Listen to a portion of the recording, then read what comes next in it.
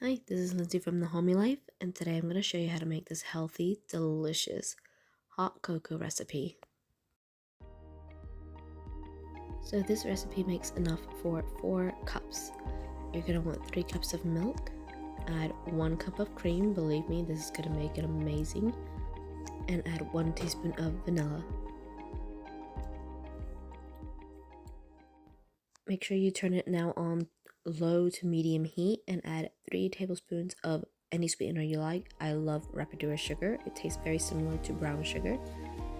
And then you're going to want to add 2 tablespoons of cacao powder. So that's different to cocoa powder. This is unprocessed, raw, dark chocolate cacao powder.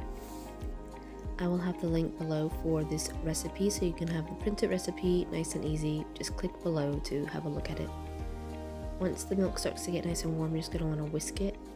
And I also always add a little bit of sea salt to my hot cocoa as it enhances the chocolate flavor and adds a nice little bit of more minerals.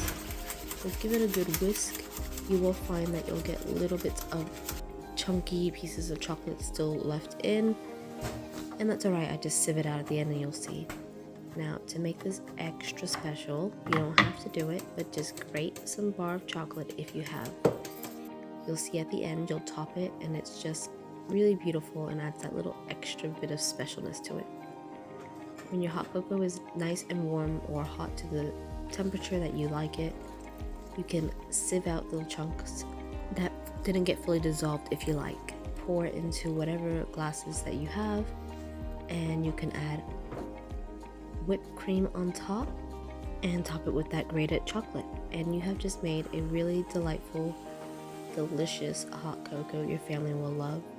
You can do other variations by adding a little bit of wild orange oil into your hot cocoa, peppermint oil, and that'll just give it a little bit of different taste as well.